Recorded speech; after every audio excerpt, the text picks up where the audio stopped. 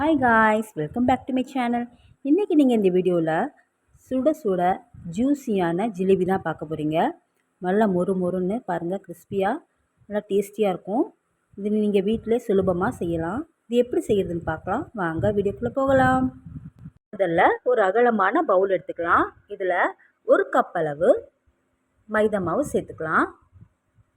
இதே கப்பில் அரை கப் அளவு கார்ன்ஃப்ளவர் மாவு சேர்த்துக்கலாம். இது கூட கொஞ்சமாக ஒரு சிட்டிகை உப்பு, கூடவே 1/2 டேபிள் ஸ்பூன் பேக்கிங் சோடா சேர்த்துக்கலாம். இது கூட மாவு லம்ஸ் பிடிக்காமல் இருக்கிறதுக்கு 2 டேபிள் ஸ்பூன் நெய் சேர்த்துக்கலாம். இப்போ இது கூட கொஞ்சம் கொஞ்சமாக தண்ணி சேர்த்து எல்லாத்தையும் சேர்த்து நல்லா கலந்து விட்டுக்கலாம். நான் மைதா மாவில் செய்கிறேன். இதில் உளுந்து மாவுலையும் இந்த ஜிலேபியை செய்யலாம். இப்போ கொஞ்சம் கொஞ்சமாக தண்ணி ஆட் பண்ணிவிட்டு கொஞ்சம் கூட கட்டி பிடிக்காமல் நல்லா, ரொம்பவும் தண்ணியாக இருக்கக்கூடாது, ரொம்பவும் கெட்டியாக இருக்கக்கூடாது. நம்ம நார்மல் பதத்துக்கு பேட்டரை ரெடி பண்ணிக்கலாம். பாருங்கள், கொஞ்சம் கூட லம்ஸ் இல்லாமல் நல்லா கலந்து விட்டுக்கலாம். இந்த மாதிரி இருக்கணும். இப்போது இந்த மாவை சைடில் வச்சுட்டு இப்போ நம்ம ஜீனி பாவு ரெடி பண்ணிடலாம். இப்போது ஸ்டவ் ஆன் பண்ணிவிட்டு பாத்திரம் வச்சுக்கலாம். மாவு அளந்த கப்பிலே 1.5 கப் சீனி எடுத்துக்கலாம். இதே கப்பிலே 1.5 கப் அளவு வாட்டர் சேர்த்துக்கலாம்.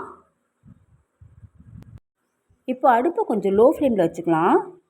இப்போ சீனியில் கொஞ்சமாக தூசு அழுக்கு இருந்தால் லைட்டாக பால் சேர்த்துக்கலாம்.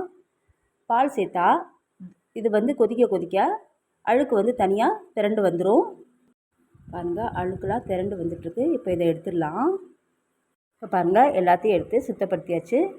பாருங்கள், சீனி பாவு நல்லா கொதித்து வந்துட்டுருக்கு. இப்போ ஸ்டவ்வை ஆஃப் பண்ணிடலாம். இப்போது பிடிச்ச ஃபுட் கலர் சேர்த்து இதை ஆஃப் பண்ணிவிட்டு தனியாக வச்சுக்கலாம். மறுபடியும் ஸ்டவ் ஆன் பண்ணிவிட்டு ஒரு பேன் வச்சுக்கலாம்.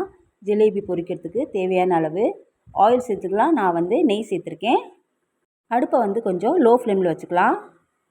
நம்ம ஜிலேபி பண்ணுறதுக்கு கனமான ஒரு பிளாஸ்டிக் எடுத்துகிட்டு இதில் எல்லா மாவையும் போட்டு சின்னதாக ஹோல்ட் பண்ணிவிட்டு எண்ணெய் சூடானதும் குட்டி குட்டியாக ஜிலேபி சுட்டு விட்டுடலாம்.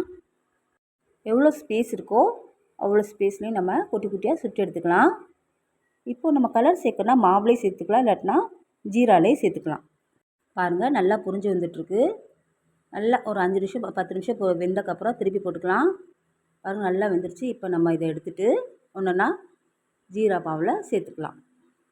இந்த மாதிரியே எல்லாத்தையும் ஒவ்வொன்றா எடுத்து ஜீராவில் போட்டு சர்வ் பண்ணி வச்சிடலாம். பாருங்கள், சுவையான டேஸ்டியான ஜூஸியான ஜிலேபி தயார். நீங்களும் வீட்டில் ட்ரை பண்ணி பாருங்கள், ரொம்ப ருசியாக இருக்கும். உங்களுக்கு இந்த வீடியோ பிடிச்சிருந்தால் மறக்காமல் லைக், ஷேர், சப்ஸ்கிரைப் பண்ணுங்கள். கூடவே பெல் ஐக்கானை கிளிக் பண்ணிவிடுங்க.